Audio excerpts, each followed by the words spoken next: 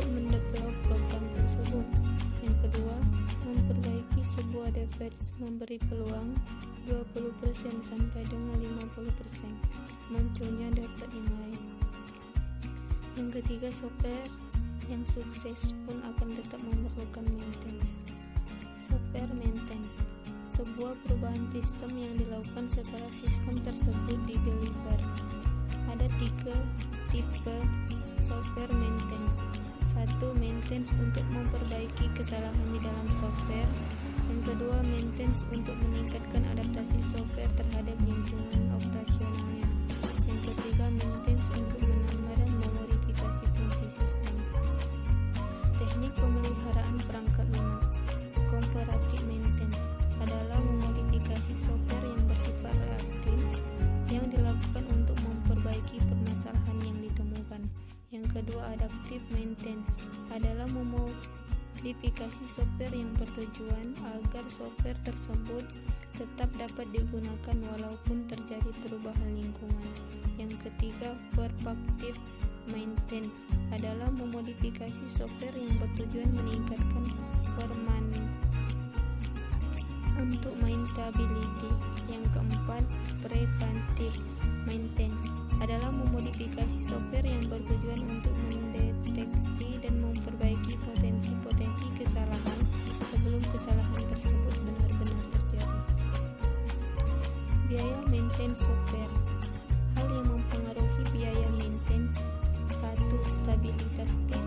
Yang kedua, kontrak maintenance. Yang ketiga, skill atau kemampuan dari staf. Yang keempat, struktur dan usia program.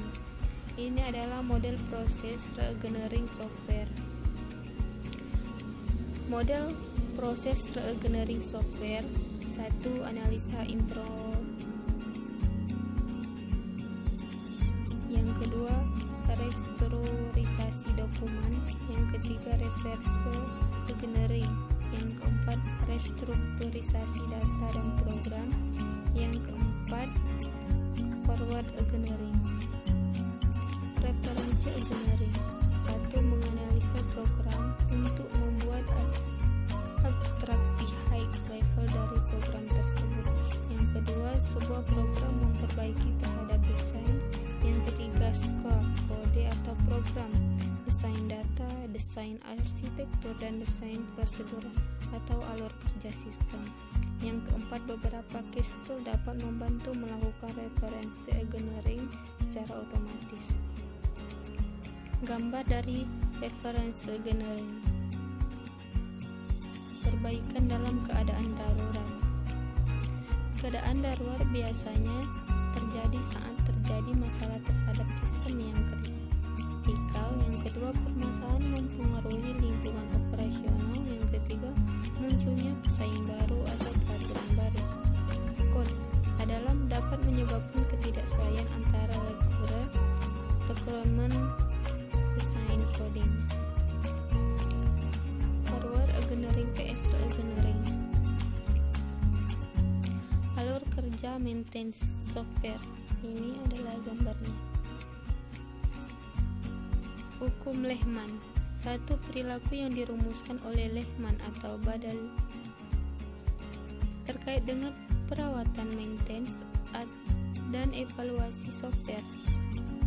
Terdiri dari 1. Perubahan yang kontinu. Sebuah software harus berubah agar tetap digunakan. Yang kedua, kompleksitas yang meningkat. Semakin sebuah software berevaluasi, semakin meningkat kompleksitasnya, kecuali ada usaha untuk mengelolanya. Yang ketiga, evaluasi program yang besar. Yang keempat, stabilitas organisasi. Yang kelima, konversi familiaritas. Yang keenam, perkembangan yang kontinu. Fungsi sebuah software harus terus berkembang agar kenyamanan user tetap terjaga. Kualitas yang menurun.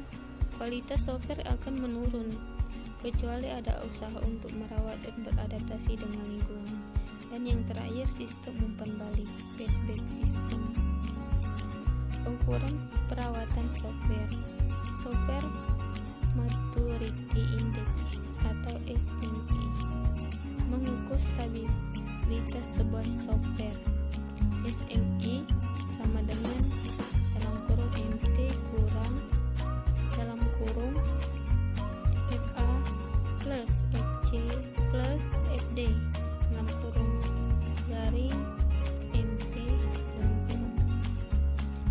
sini dijelaskan MT jumlah modul keseluruhan yang ada di versi saat ini, dan FC jumlah modul yang mengalami perubahan yang ada di versi saat ini, dan FA jumlah modul yang ditambah yang ada di versi saat ini, dan FD jumlah modul yang dihapus atau delete.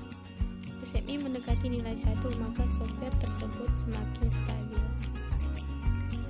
Kode refaktor, proses perubahan skor kode. Tujuan: 1. Skor kode lebih mudah dibaca. Yang kedua, mengurangi kompleksitas. Yang ketiga, kemudahan maintenance. Contoh refactoring: 1. Merubah nama metode menjadi file menjadi nama yang lebih menggambarkan kegunaannya. Baiklah, itu saja yang dapat saya sampaikan. Lebih dan kurang saya mohon maaf. Assalamualaikum warahmatullahi wabarakatuh.